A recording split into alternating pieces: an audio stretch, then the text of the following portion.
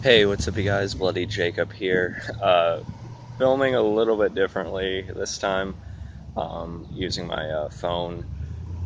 For a couple reasons. Because this, of course, is my review of the third episode of season 4 of The Strain, which is called One Shot. So I did want to get that review out, but I was just going to work today.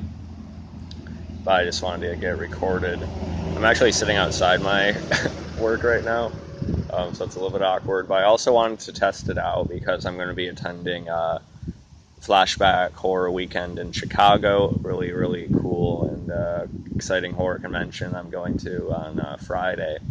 We'll hopefully be recording some stuff there, meeting Robert Englund. I don't know if I'll record that part, but meeting Catherine Isabel, which has been a lifelong dream of mine. Never thought I'd be able to meet her. I'm excited and nervous as hell. So this is a way of sort of testing how recording a video comes out on this phone. As far as the audio and quality and stuff like that. But yeah, so this review is not going to be as long as usual. But I just wanted to get my at least general brief thoughts out there about the episode. And you guys know how have I been feeling about the season so far. I like it. I always like The Strain. Just because I like characters like F and Fed and Quinlan and Satrakian so much. But I still feel like this season's a little bit underwhelming. I just think it would have been a really nice structure if they had actually shown that 9 months they skipped over. The humans were trying to fight back. That could have made for some really intense, horror type of episodes. Sort of like the third rail in season 1. That claustrophobic thing where they're going through the tunnels and everything going for the master. I thought it could have made for some really good stuff like that but they didn't. They skipped over. I would prefer it if they did 4 or 5 episodes of them trying to fight back in those 9 months and then had a time skip after they lost to where we are now. I think that would have been a much better structure, and it probably would have allowed me to enjoy what we're seeing now a little bit more too. But anyway, why don't we talk about the actual episode? I still have faith that it's going to be a good final episode when we get to it. Also, Patriots hat.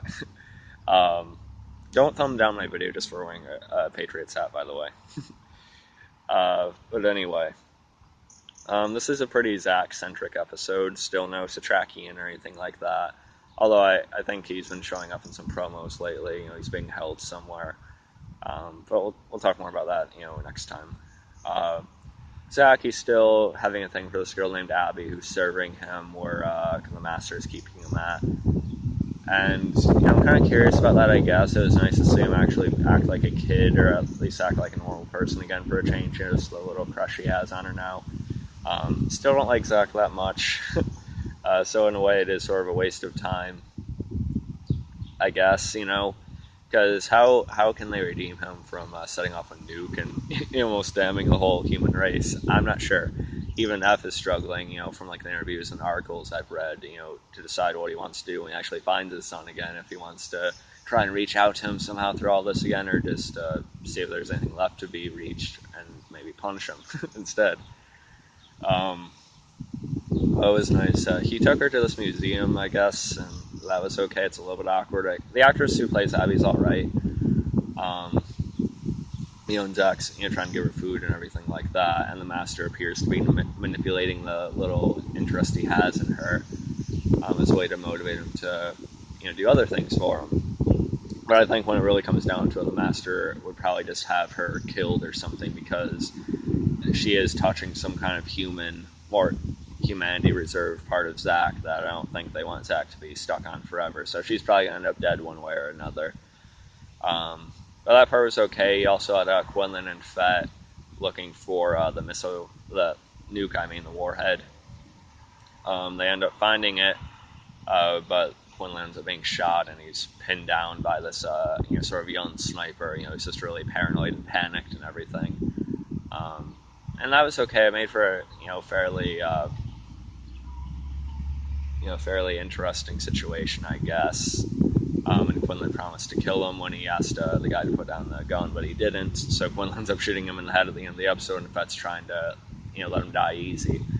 I guess that is an easy death, though, getting shot in the head compared to what else could happen to you in this world. So Quinlan was kind of justified in doing it, but it's sort of still a morally gray situation, I guess. It was alright, although it did sort of feel like filler, I'll admit.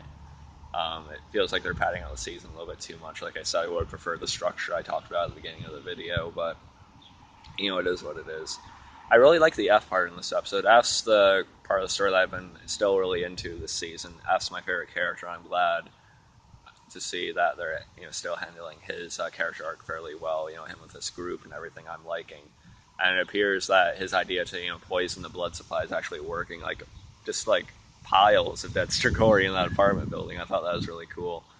Um, I course and the Master of course caught wind of it, so they know there's some kind of activity from the survivors in Philadelphia.